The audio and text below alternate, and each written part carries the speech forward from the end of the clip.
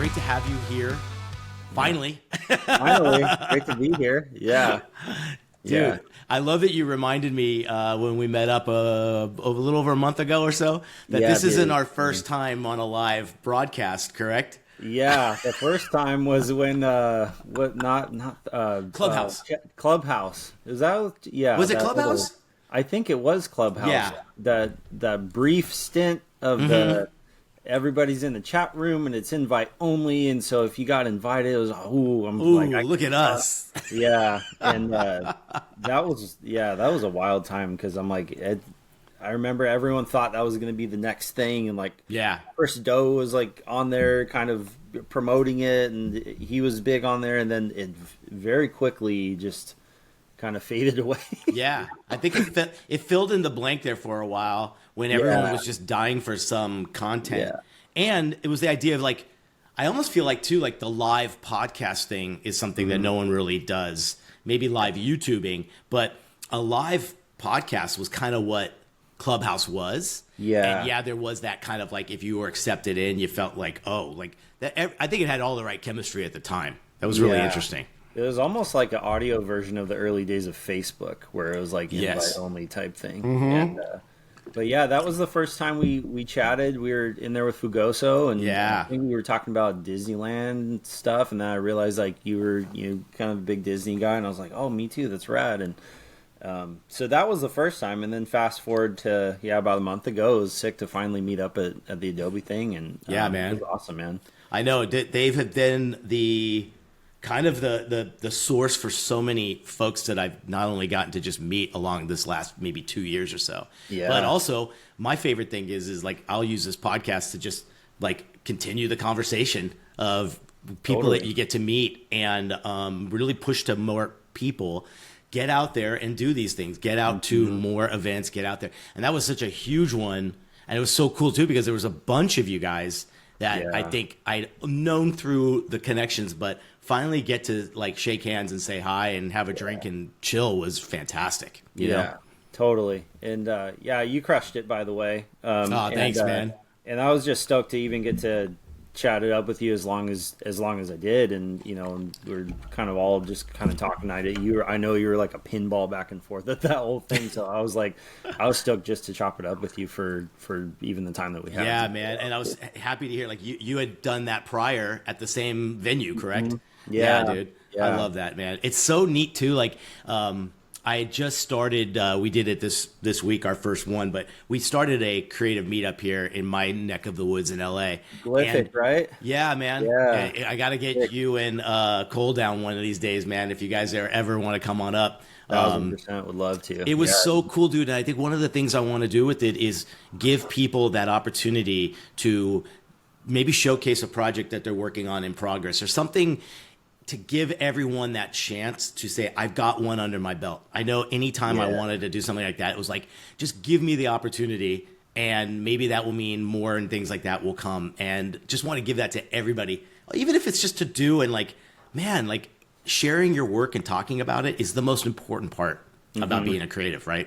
Yeah. And I think too, I think naturally designers are a little more introverted because we spend so much time behind our computer screens and everything's just like we're focused in on what we're doing. And so until it comes to like doing client pitches and stuff, that's kind of where we have to talk. And I used to be petrified of public speaking, and still am. Same. I still am. But like what I did notice was when I started going to some of these events more, I was much more comfortable. And even I would go to like San Diego State and like talk about design stuff to the students. Yeah. I noticed I was way more comfortable talking in that setting because I was talking about something I knew about, and I'm like, this is what I'm working on now, so I can tell you the whole process. And so I found that confidence naturally came, because it's not like when you're in high school and you have to give a history report on something you've been studying for a month, you're not going to feel confident talking. It's not your about content. it. Yeah, it's not your content. So it's I noticed like it helps, in talking about that stuff more. So I think that's great that you want to do that. That's crazy. Because I see it in my classroom when kids get a chance.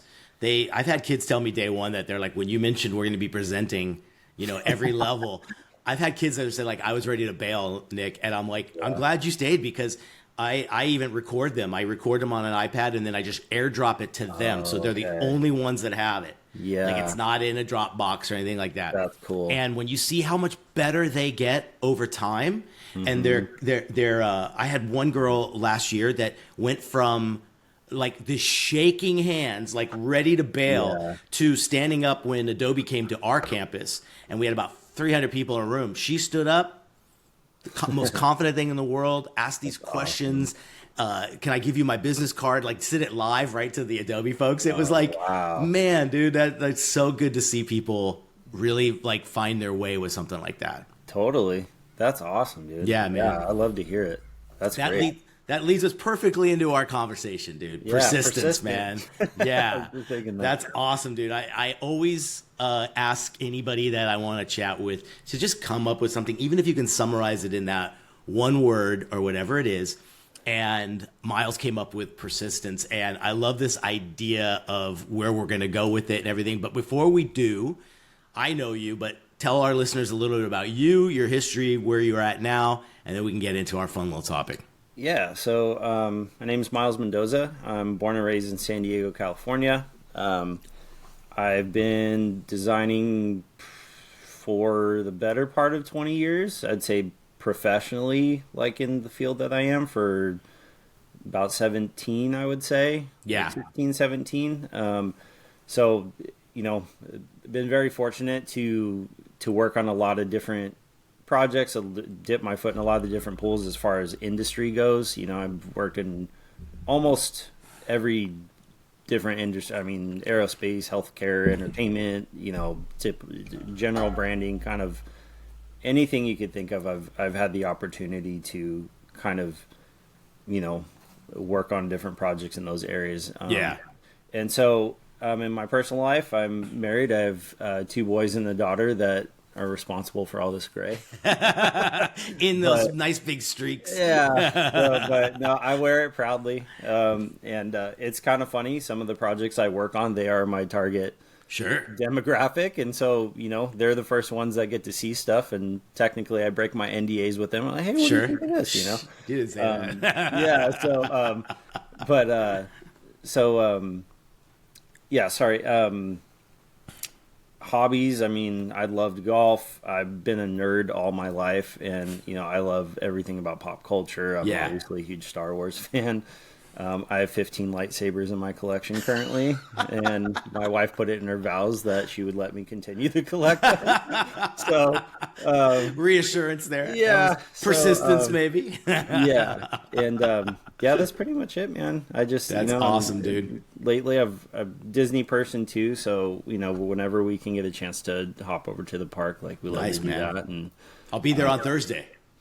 Oh, yeah, I will be at Comic-Con on Thursday. That's right, man. I forgot. Yeah, that's right. One of these days, equally as fun. Yes, but one of these times we will have to do like a designer Disney trip, though. I think that's in order. I've been talking to a buddy of mine that really wants to do something, and even like I want to make like almost a vlog about it because of just how I explained it in San Diego. It was everything to me because my dad knew so much about the intricacy and design and architecture because he got to work on some stuff there.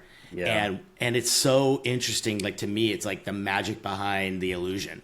And I realize that that's the thing that like gets me into our creative world so much is like, how did that happen?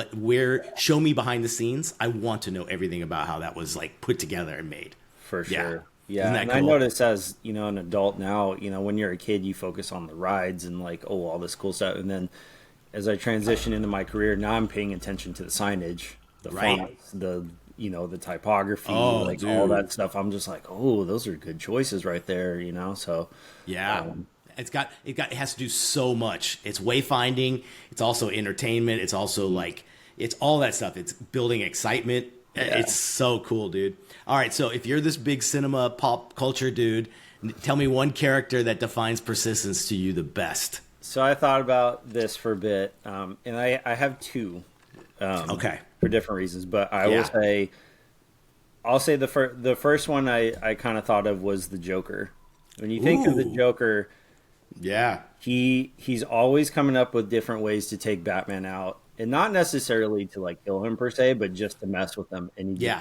it's always, if this plan fails, there's always a backup plan. And I'm like, oh, that's kind of an interesting way to think of it. And there's other villains obviously in Batman that do that too, but he's the one that is constantly just, it's almost like Yeah. the mat at the barbecue that you just can't get rid Sure. of, That's a good choice too. He's not the obvious, and it's also not the. It's almost comes natural to him. You don't see him like going back and going, "Oh, that didn't work. I got to go and rebuild." It's just he has something ready in his sleeve for the next one. That's the persistence. other one. Yeah. And the other one I thought of was kind of off. I wasn't really expecting to kind of pull this character, but Wile E. Coyote. Oh, Wile E. bro. Coyote, Yeah. when Same you get thing. down to it, is probably one of the most persistent characters you could think of, because dude falls off cliffs, gets blasted in the face, and he's always like, all right, what's the next thing? And dude just never stops. Yeah, I mean, So- as a kid watching him too, you're like, how many times did that guy should he have died? Like, Yeah. I mean, but yeah, dude never stops. And so I was like, remember seeing years ago, I got to work on a ton of Warner Brothers stuff, and I remember seeing the style guide, and he had Yeah. the most character poses because he had so many different things where he was squashed by the anvil or whatever it was, and he he was almost like the Stretch Armstrong in a way because of how he was. That's a great. Those are two really good ones because you would think you'd go right to the superhero hero guy. Yeah. And like to pick those two, I think Wiley is probably even better. Like, Yeah. just because he didn't talk, right? Like there was no. No, I don't think Yeah. I think there were a couple cartoons where maybe he had a voice, but I'd say majority of the time there was no dialogue, which I think made That makes it even better. It's all in his actions, right? Yep. Yeah, and all the expressions. Oh man. So that's kind Good. of what I drew on that. All right, cool. So closed mouths don't get fed. This is something it sounds like you live by. It's kind of your thing. Where did it first come into play for you?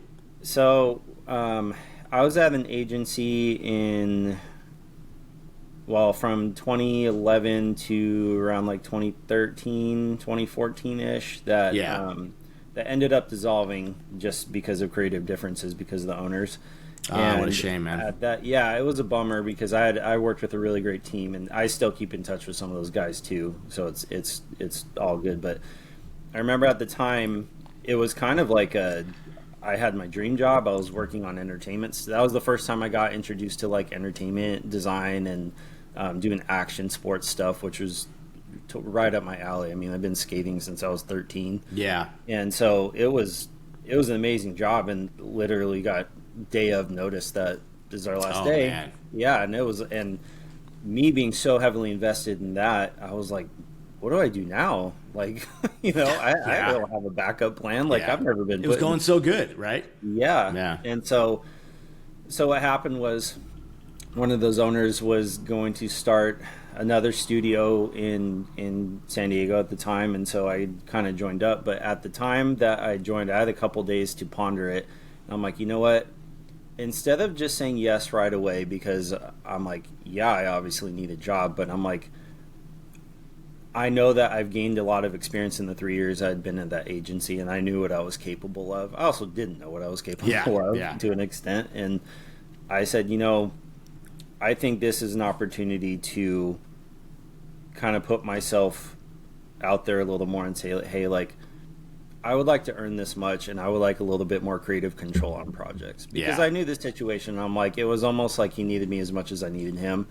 And I'm like, and I'm not trying to be shady about it, but I'm like, I think this is fair. Like, if you're willing to meet me at this, let's go, and he was all for it. He's just like, yeah, I think this is totally fair. And so at the time, I remember when that happened, I had this feeling, and I kind of played it cool. I was like, all right, cool, let's do it. And inside I was like, whoa. I can't believe that worked. Just advocating for myself. Yeah. And it wasn't like I was asking for you just did. It was just like a little bit more to reinforce, like, I know what I'm doing. I know what we can build together. And that was kind of the first time I was like, whoa, that was kind of a weird but cool feeling, and I think that's kind of what sparked it. But yeah, I think every milestone that I've hit since then, I've I've looked at different areas of just like where am I at now? Where can I be, and what do I need to do to get to that next step? And if that means going out of my comfort zone, so be it. And I think a lot of us, you get into a rhythm, you get into a comfort zone. It's easy to stay there, and that's the dangerous part. Which I think this will probably lead into it later, but it's like not taking a risk is way riskier. Yeah. What I mean? So Great way to put it there, man. I think I agree. Was there a time that you didn't stand up or speak up and kind of regret? oh yeah. I'd say this was more like project based, and it was there's a project that it was kind of like, hey, we'd like to put you on this project, and I think it's coming out sometime soon or in the next year, so I can't say what it is, but it was one of those situations where it was like, hey, this is the project we have, are you interested in being on it? And I hesitated on saying yes because I'm like, I don't know if that's going to be a good fit per se. And so I didn't immediately say like, oh, that sounds cool, let's talk more. It was kind of like, let's talk about. And then the conversation went on, and sorry if I'm being vague, I just can't really say what it is. But it was the conversation went on, and I remember ending it thinking to myself, I'm like, God, I don't like anything that I just said right now. I felt like I was out of body. Why did I talk like that? Like, I know I wasn't sure if it was a good fit, but I still like, I could have asked more questions and said like, oh, would you be cool if I did it in this style or this style? It was what they presented me. I thought it had to be in this certain way.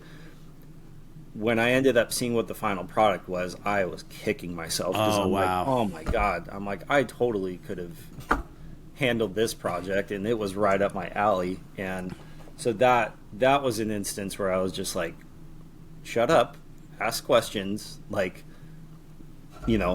just, you don't have to say no right away, but just, get a little more information. And, it still happens from time to time, but that was the one where I was kicking myself. Yeah. And it's almost like you still spoke up. It's not like you were just quiet and didn't say anything, but it was more like just the regret of maybe second guessing, or that's what it was. It's like, you know what I mean? Or maybe even like, to me, I think it's always like the going with your gut thing sometimes. Like, I've learned that is your best instinct, and 9 times out of 10, it's not foolproof.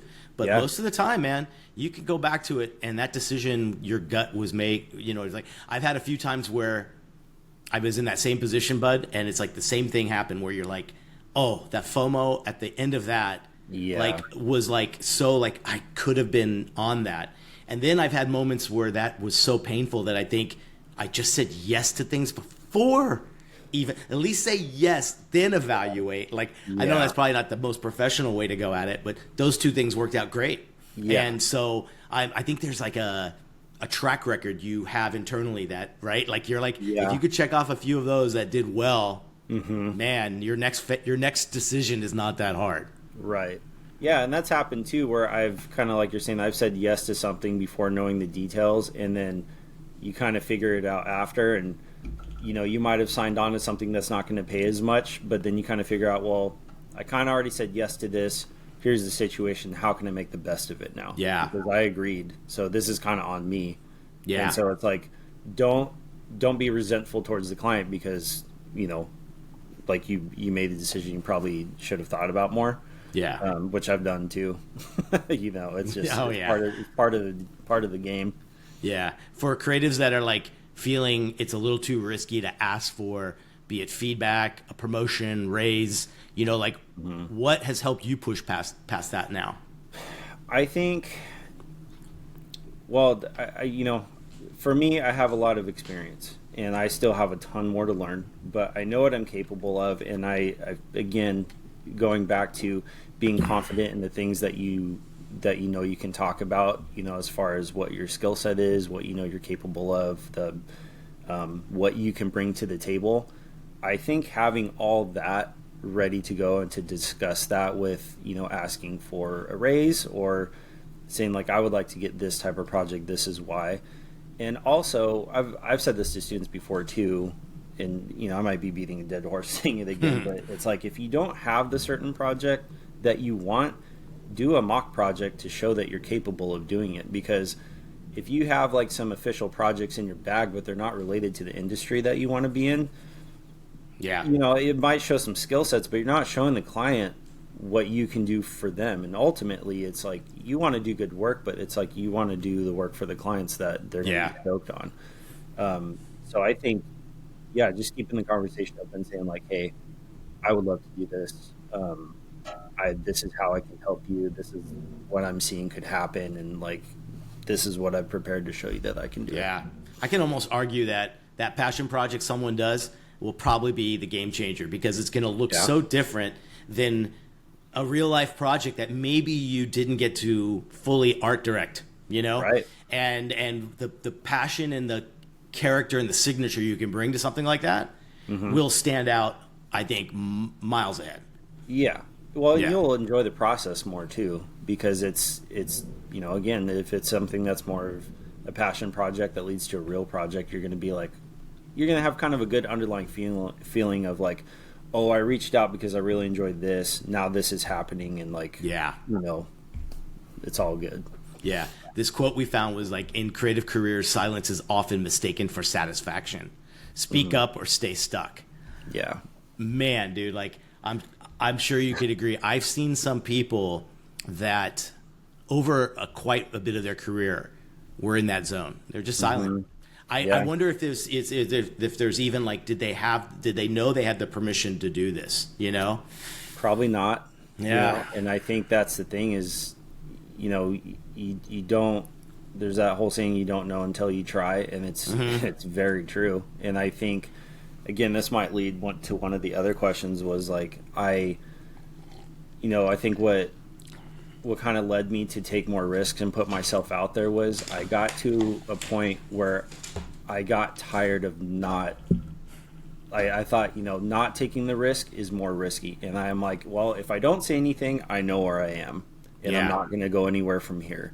If I want to go up here, or at least get to this next step, I have to ask for this, or have to speak up and say like, this is what I would like to do, or I would love to work with you on this, or, you know, hey, so-and-so reached out, think your work is super cool. Like, if you're ever down to work on a project or just collab on something, like, you know, would love to work with you because I really admire your work.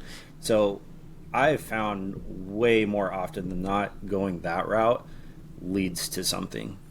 Yeah, that's a great point, dude. Even if it's like, I remember seeing someone at my agency job for many, many years ago reach out to a separate department that kind of had its own little art department, but not as seasoned as our big team. Yeah. And I just thought, I'm like, we could do that? Like, isn't that against the rules or whatever? Right. And when I took the chance and did that, it was the most pinnacle moment. My career would have probably gone a completely other way if I didn't take that opportunity. Yeah. And I'll never forget, because the person who took the chance on me and said, yes, join our side of the team. Yeah. I remember HR getting like all pissed off because this wasn't the way it's supposed to be. But I was like, oh my gosh, if I never asked for it, it would have, and I had to see the example in somebody else to know that was even a possibility.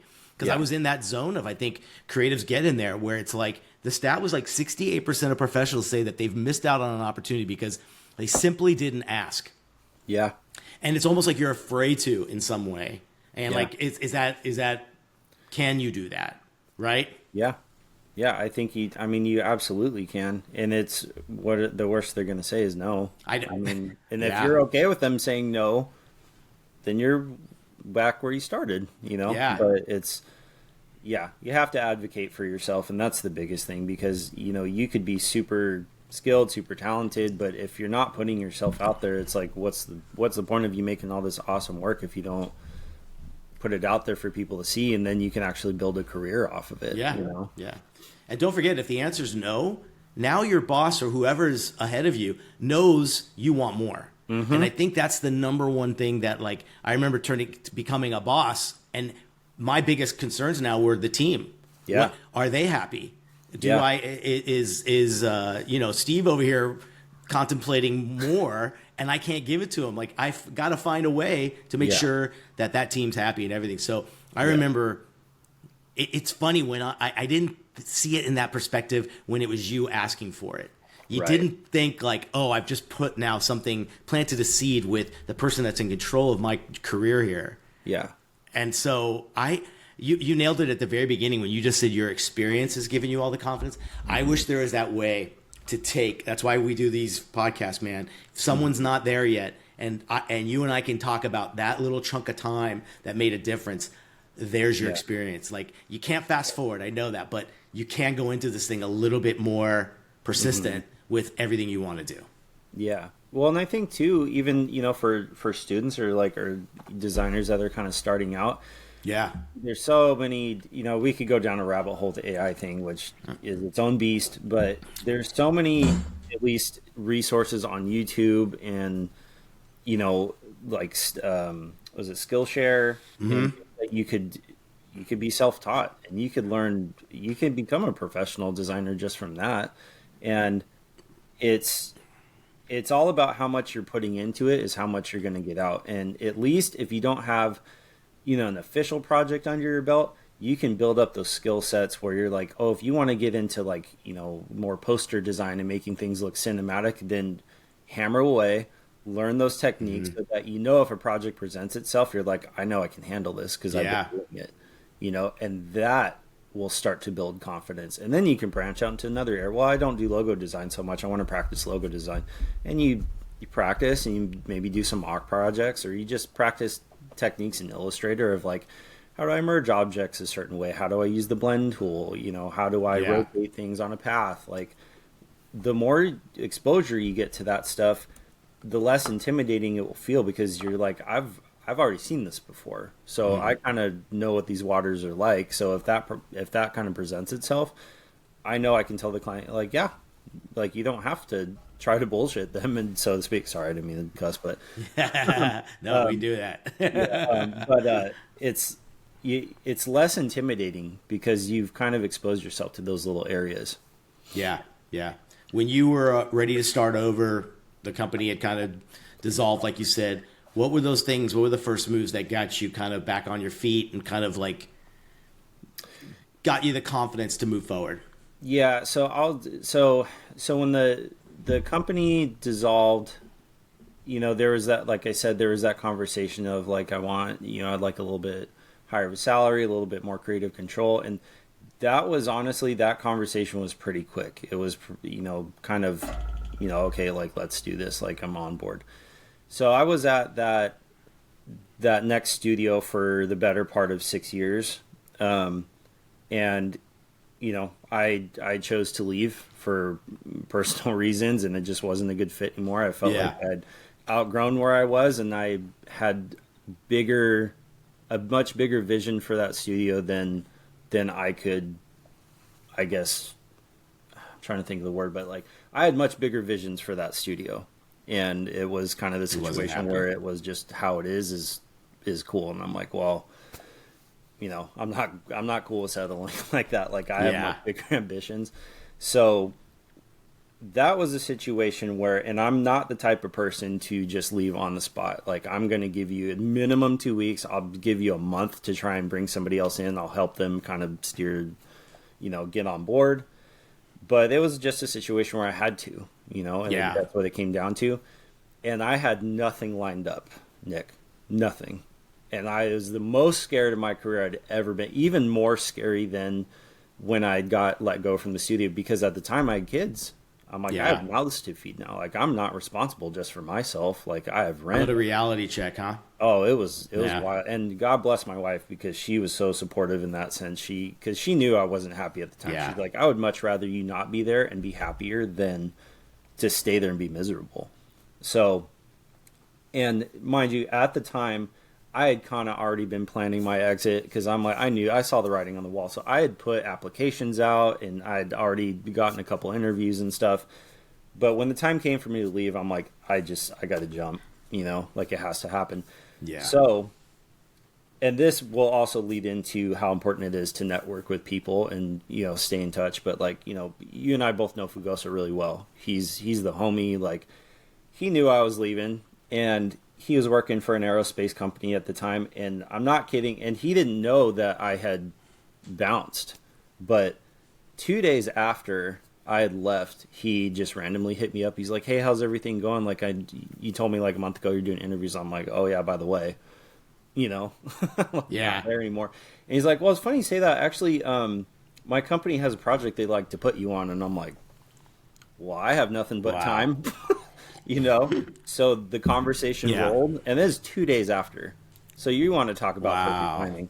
Yeah, and you know, we ended that's up. not luck, dude. That's not luck. You know what I mean? It's like that's all those other things, and we'll talk about too, like you said, the networking. But that was meant to be. Yeah, and you know, I'm so grateful for him for that. But like, and it ended up working out being like a 3-month, 4-month project, which ended up being more than what I was working at the studio, and it set me up with like a nice little cushion to where I'm like, okay, now I'm not so worried. Now I can figure out my next plan.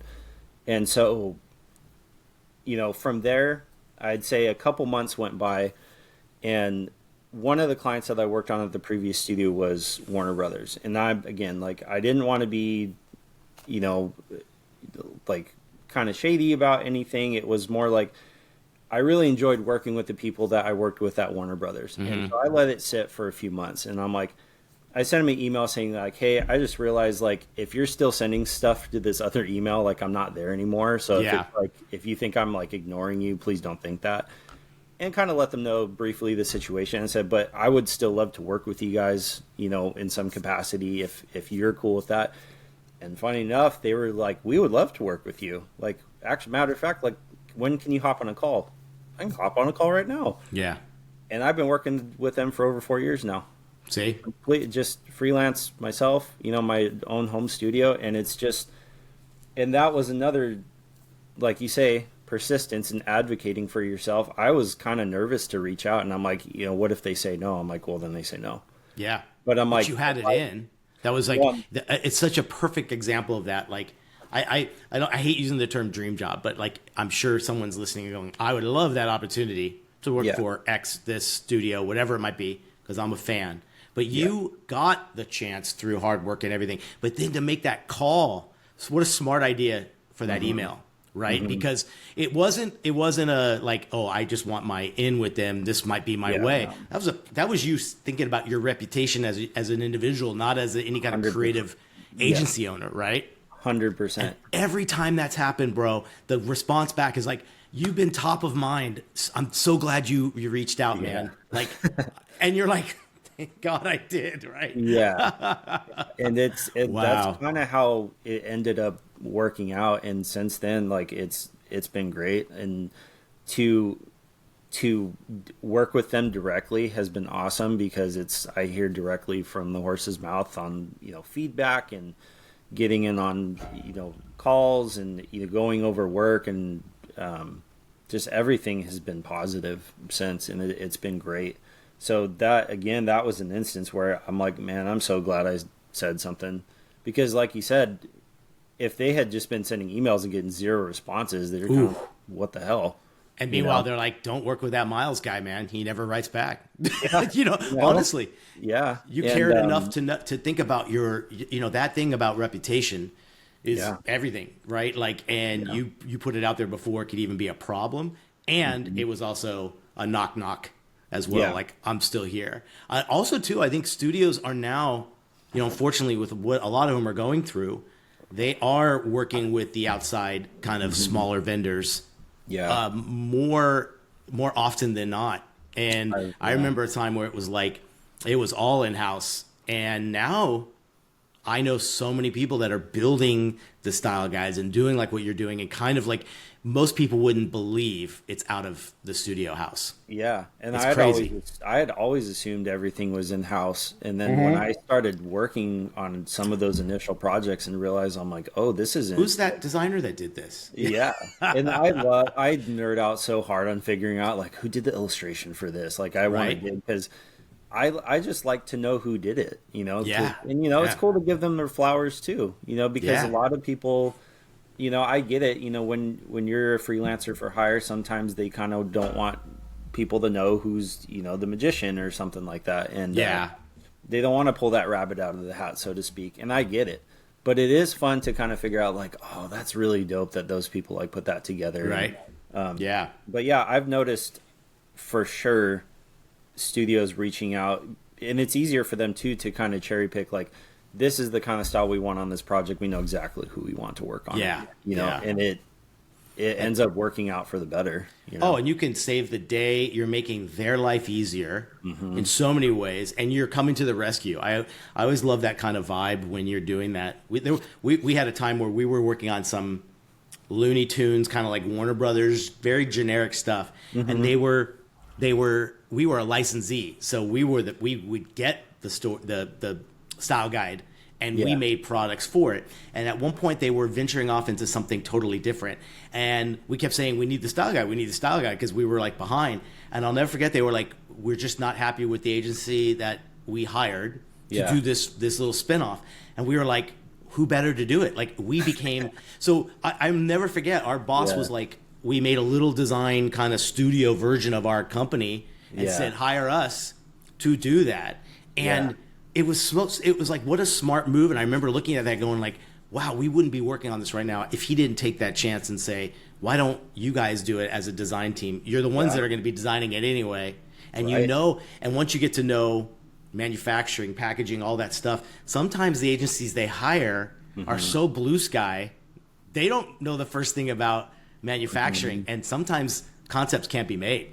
Yeah. And you don't want to promise something like that to somebody, you know? Right. Well, and I think it's important too to, like you're saying, let them know that you guys are capable of doing that, because I've had instances where I've worked on a portion of a project, let's say it's just like the logo part, and, you know, maybe the client knew that I had a good experience with logo design. And they're like, yeah, next we're going to go on to like the packaging stuff. And I'm like, oh, I'm just curious, like, you know, do you already have somebody lined up to do that? And they're like, yeah.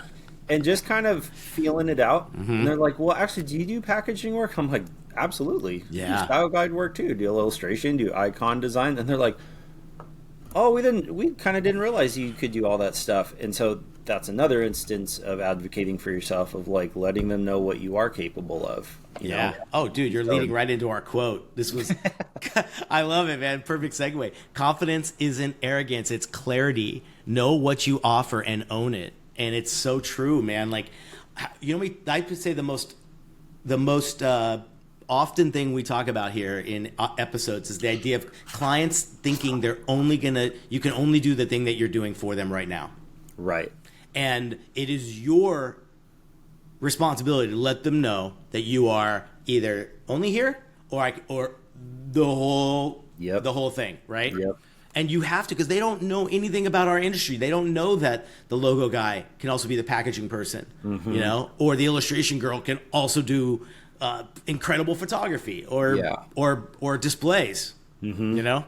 Yeah. No, 100%. And it's, again, like, if you don't speak up and say something in that moment, that's going to be one of those times that we were saying, like, do you have a time where you regretted not speaking up? That's gonna feel way worse than just not getting a project. Knowing that you could have said something and you could have been more involved, and then you didn't, and then you're gonna see it go in a direction where you're always gonna be like, man, that I could have really like done a better job, or, you know, at least advocated for it to be different, and, you know, those sting way worse. Yeah. Oh, and even if you took the chance and it was like your first time and there was a little bit of awkwardness, or you're like, I totally fucked that one up, it's still, I'd rather that months down the road knowing I tried than not trying at all, you know? Right. Oh, and I could write a book on the times I've been persistent or something and I did it the wrong way. Yeah. Oh man, that's the worst. Let's get into this networking that doesn't feel gross. I dig that, man. And I feel like there's an evolution in it now too, which is good. But what does good networking look like to you? I think, you know,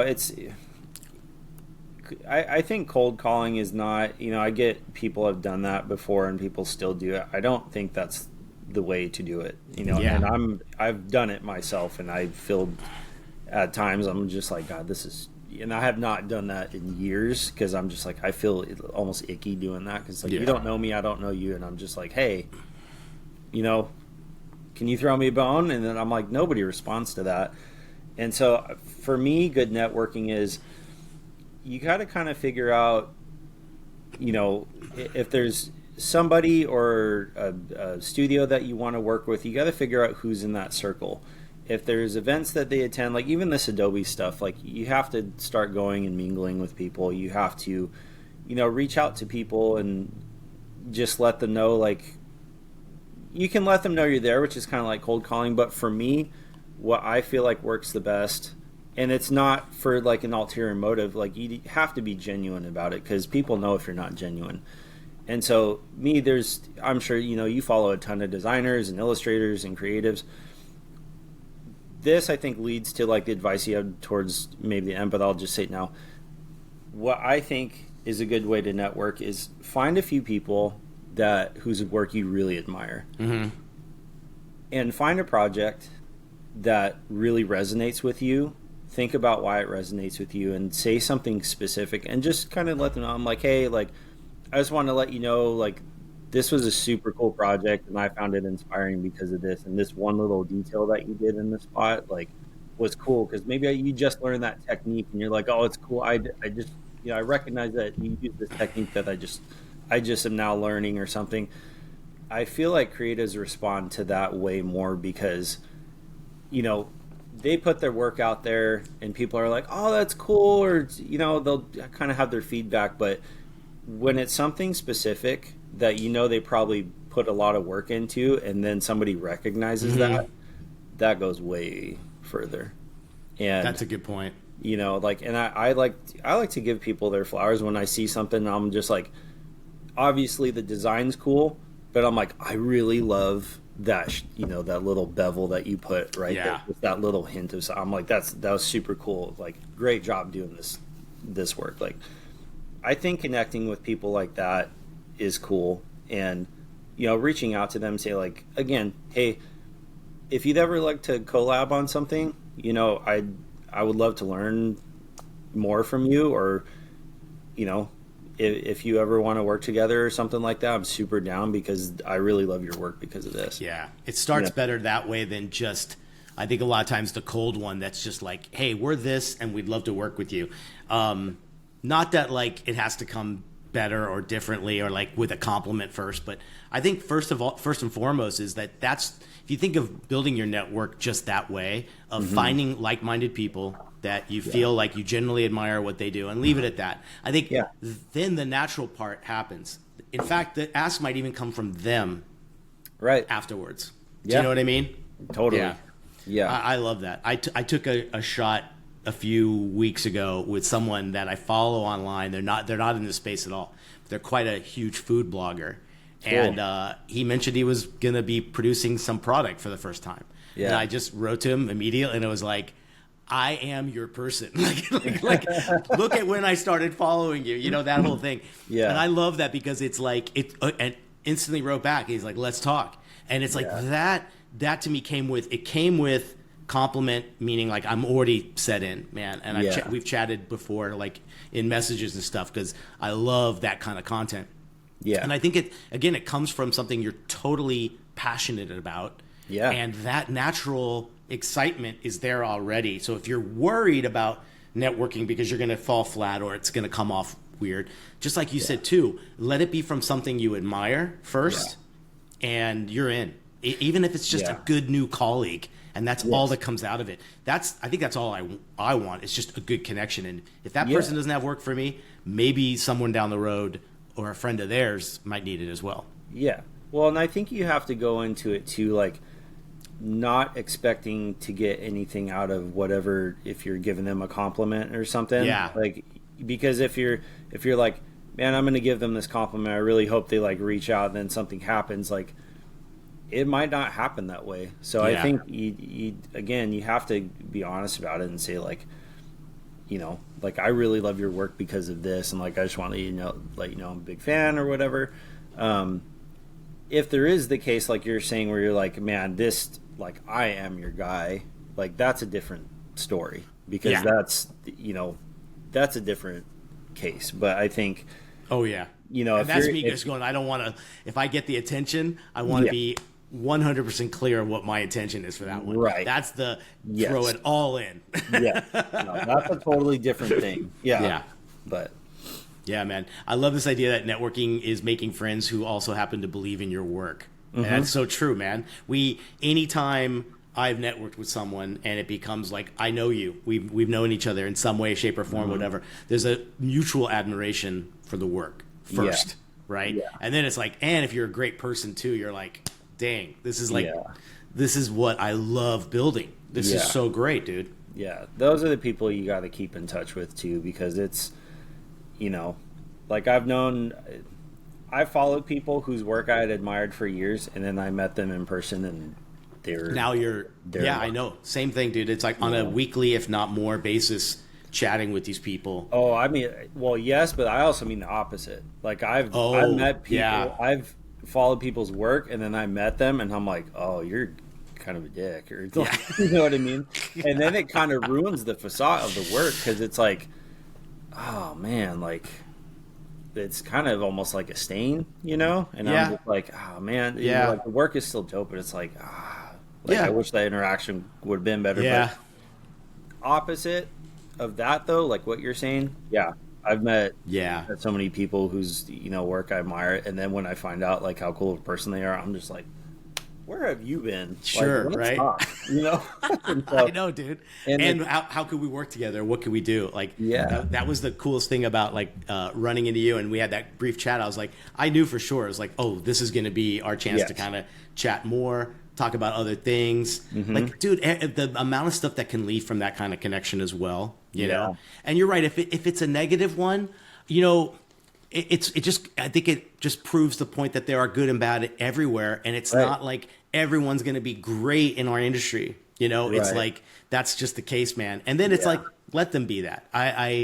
That's too bad. Like they're missing out on the folks that I can introduce them to. Right, for sure, and vice versa. You know, and even like some of the design buddies I have down here, like Cole and my my good friend Raul, like him and I worked together for a long time, but like, anytime when we can carve out time, we'll try to go to dinner together or grab lunch or something, and we don't like, we'll end up talking about design naturally, but it's nice to just go and just talk about life and just, kind of chop it up. And, usually anytime Fugoso's in town is when I try to wrangle the troops. I'm like, hey, that's he's great, kind dude. of like nailing Jello to the wall. So I'm like, okay, Fugoso's available here. You guys good? Like nailing Jello to the wall. That couldn't be a better analogy.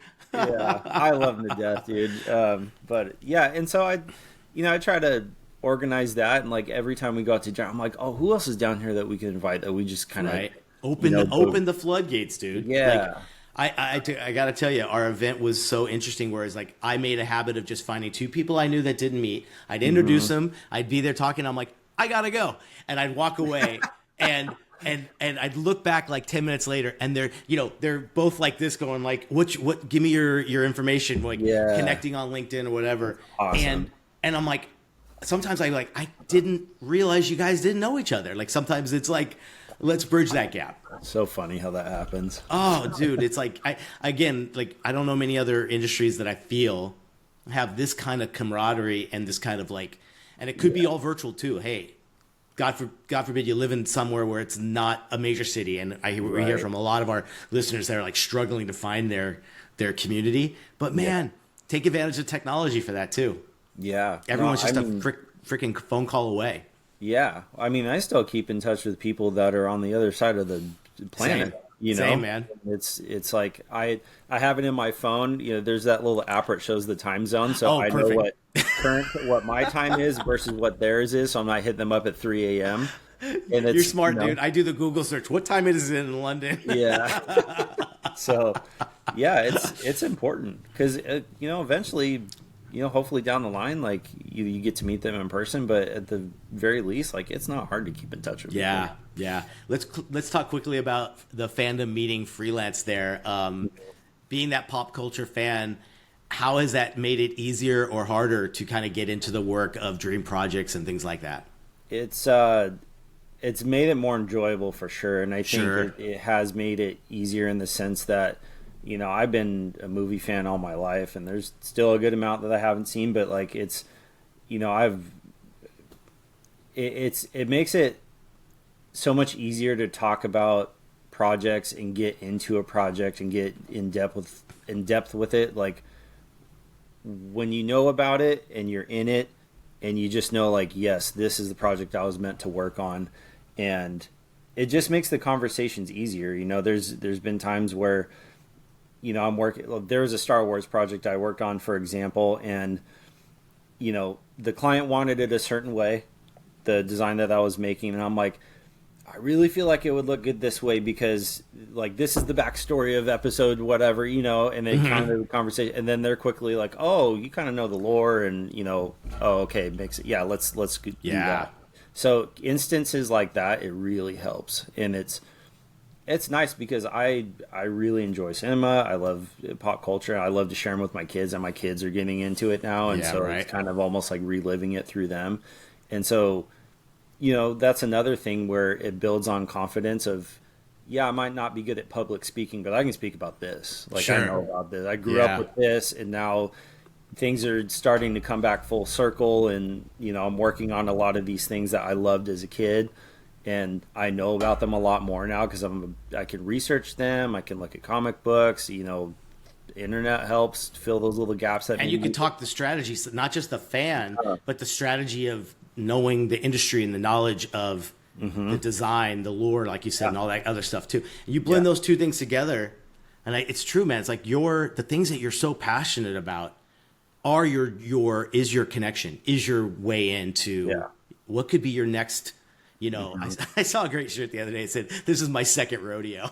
It was one of my favorite things I've ever seen, and I was like, "Damn, this is my third." I love the reinventing, and I love figuring things out from the past. Like what new building blocks do you have that you could put together and form a foundation with? Right. It's kind of wild.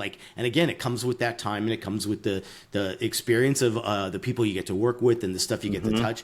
So you getting to take your passion projects, your passion things, and becoming that. I find that that's the number one thing. You talk probably, again, like there might be a designer that can blow you away on what they might be doing. But a client knows I need to be on the phone with Myles probably 3 to 4 hours a day. We're going to have Zoom calls. I'm going to bring him in to meet my upper management. I need that rock star on that level as much as I do on the design side. Yeah. Well, and also I've found that it helps in areas too where, they might know, I might be working on a different franchise or a different property, but we've talked about so many different things that they know, like they just happen to know I'm like a Star Wars fan. And so when that Star Wars project comes, they're like, oh, by the way, like we know who to bring in for that project. And so that has happened many times too, where it's you just kind of like getting to know the people you're working with and building those relationships and, nerding out. Because the people I work with on a regular basis, they're creatives too. They love movies too. And so when we nerd out on stuff not necessarily about the projects we're working on, when that finally does come back around, it all just kind of flows very easily into the next thing. Oh yeah, you've built new advocates for you. These are people that will say, "I know the perfect person," because you've made it clear what you're into and what right. It's crazy, 100%. Man.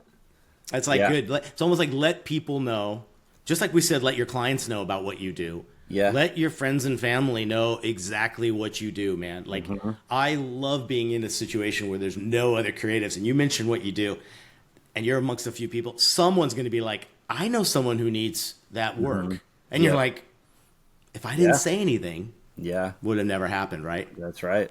Yeah, that's crazy, man. It's crazy. All right, what's one small act of persistence you're doing right now this week? Well, kind of like the networking we were talking about,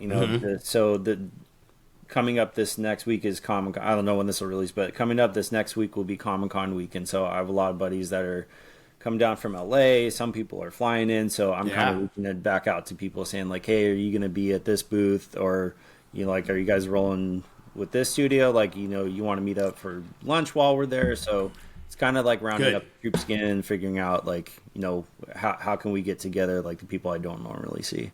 Nice, man. That's always good to like, that almost comes natural, right? Like, you're like, I'm here. This is where everyone's coming. I better take advantage of this time.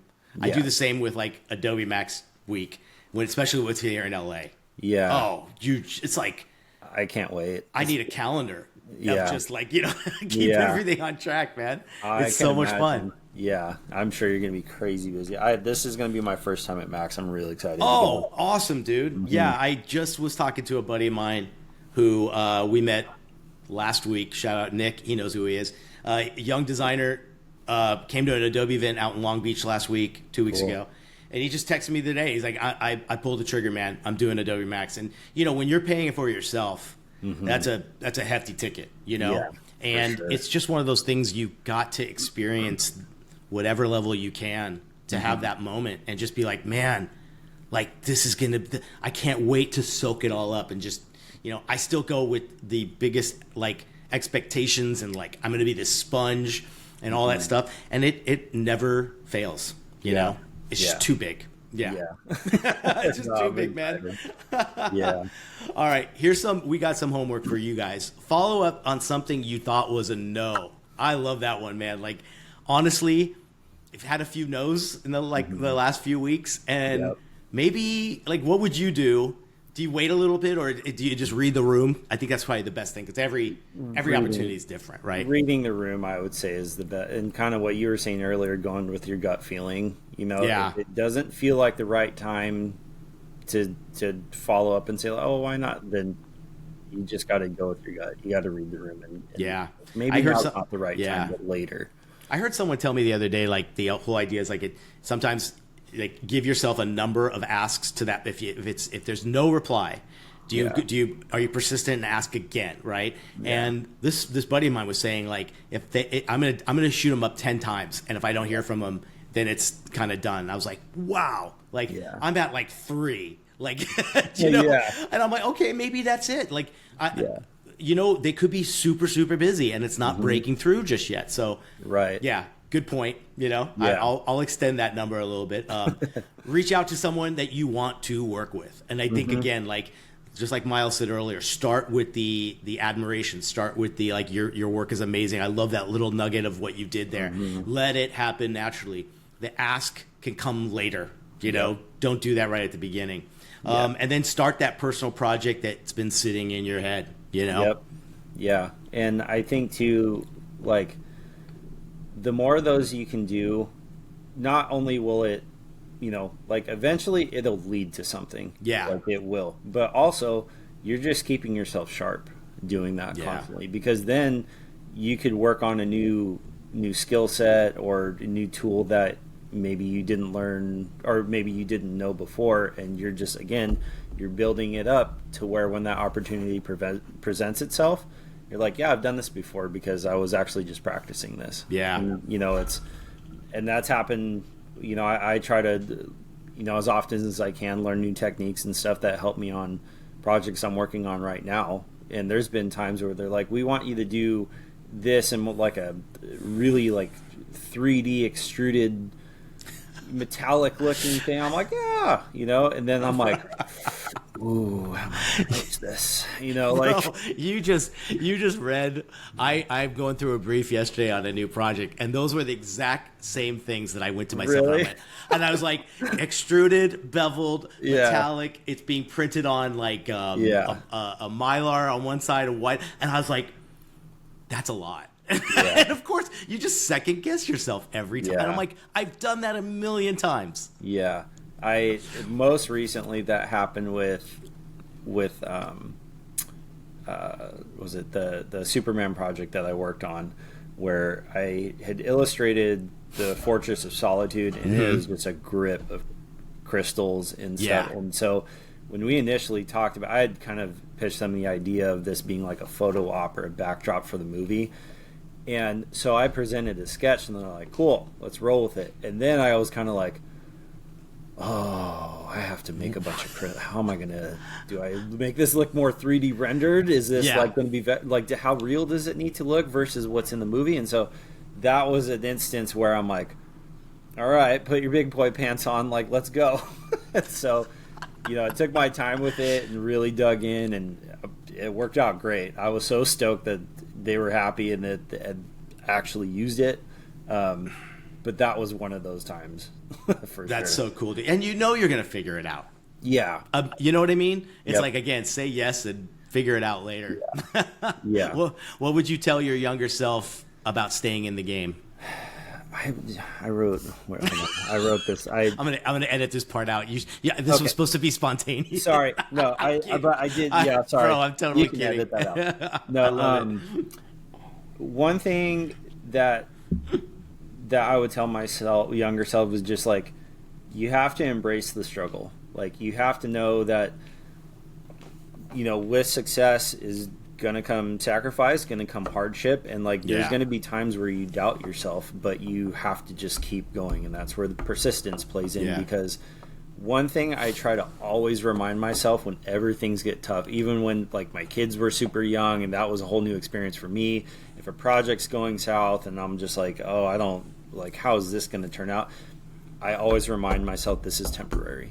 It's not always going to be like this. Like, it sucks right now, but it's not always going to suck. So how can I get to the other side of that to where I'm getting either back to base level or I'm,